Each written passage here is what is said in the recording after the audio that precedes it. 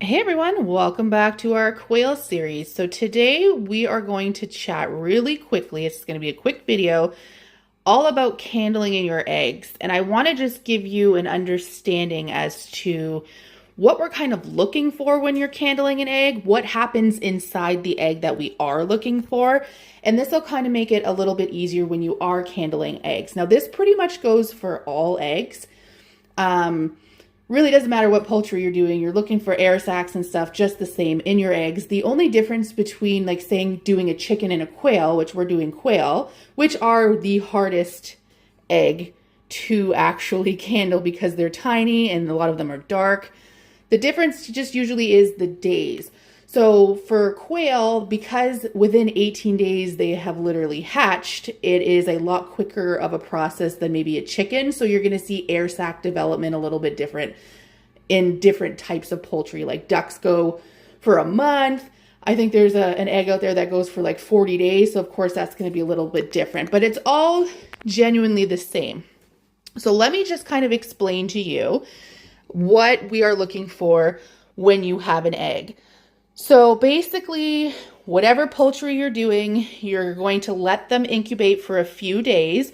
And usually the first week, we start checking inside the eggs for signs of life. So inside the egg, what you're going to see is you're going to see an air sac.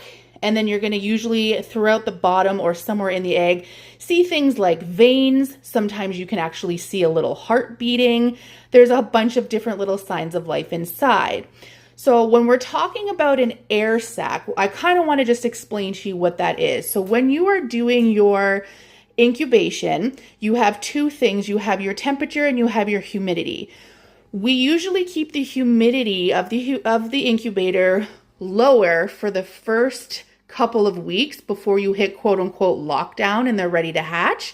And the reason we're doing that is because we're keeping the humidity low to take the humidity out of the egg and create an air sac. And what happens is inside of your egg, you're gonna see, I have a book here just to kind of give you an idea. There is an air sac that forms. Now I'm going to show you in a minute with an egg when actually candle it, so you can see what I mean. And what the air sac is basically your chick is gonna develop in here. So this is the air sac up here.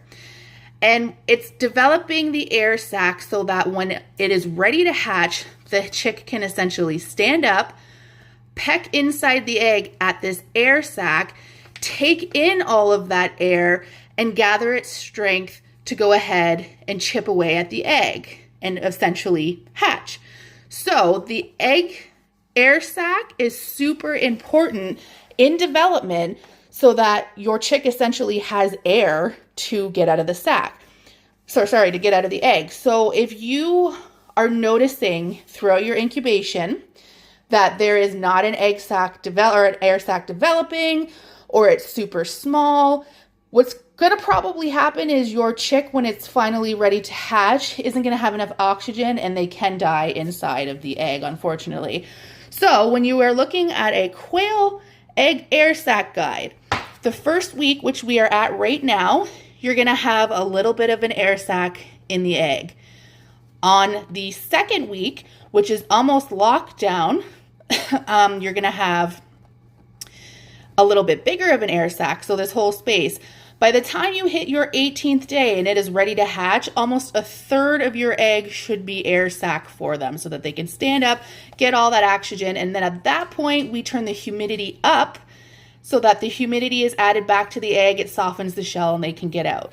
Hope that makes sense. Now let me show you what that actually looks like on an egg. So today we are on day 7. So essentially, we are just gonna have a small little air sac at the top of our eggs. That's what we are looking for when you're starting to candle your eggs. Other things we're looking for inside these eggs are other signs of life. So I'm gonna show you one to start that is absolutely has nothing in it.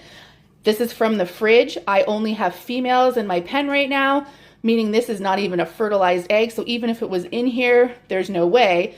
But let me show you what a blank, non-fertilized, nothing is going on egg looks like. Okay, so this egg has absolutely nothing going on in it. No veins, no air sac. You can see at the top here, there is a yolk, a yellow yolk. Can you see that?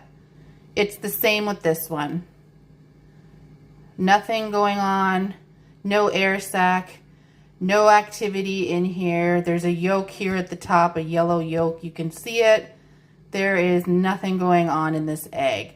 Now, let me show you what it looks like for one that's been in the incubator for a week. Okay, so you can see there's an air sac at the bottom of the egg there. And there is some development up at the top. There's some shadowing. It's really hard to convey on the phone, but there is, and my hand's shaking, there is some veinage, but the air sac down there is the most important. So showing you a different egg, this one doesn't look like it has anything in it. There's not a notable air sac in the bottom really. A little bit, but nothing, no veinage, nothing like that. But then this one there definitely is. Big air sac, lots of veins. So that's essentially what you're looking for in candling, is signs of life inside the egg, signs of an air sac. Like I said, veins if you can possibly see them. Do you see these little veins in there? There's like veinage in here. There's definitely something going on in this egg. And then, because we're only on the first week, by the second week, you will see an even larger air sac with even more dark matter. At that point, the veins will probably fade away and you'll just see a large dark shadow. And then by the time we go into lockdown, you're seeing almost half an egg of air sac, dark matter at the bottom. But yeah. So because quail chicks are so hard to candle, it is so much easier when you do, like, look at it, look at the chicken egg. You are going to be able to candle and get a hold on a chicken egg or a duck egg or turkey so much easier than a quail. Quail are like the hardest thing to start off with in terms of hatching and incubating. But anyways, moral of the story is that one of the things to note with quail eggs when you're incubating them is I find the weight matters. So if you are picking up some of the eggs that feel significantly more heavy after a week than the other ones, and you're not really seeing anything going on inside of the eggs, it's likely there's nothing going on in there. The heavier, definitely the better, of course, the more matter that's in there. That's not to say throw them in anyways, unless you've got a broken egg or a rotten egg, you can just leave them right in there. The worst thing is that they don't hatch. So just leave them in there. Continue on about your business. Whatever hatches, hatches, and that's how it goes. But anyways, if you have any questions about candling specifically, because that is candling and understanding air sac and why the humidity and temperature is important in developing those air sacs for the eggs and the candling, drop them below and we will talk to you soon. Next video coming up, these are going to hatch and we're going to watch them hatch. And we're going to do questions and answers there too, so stay tuned.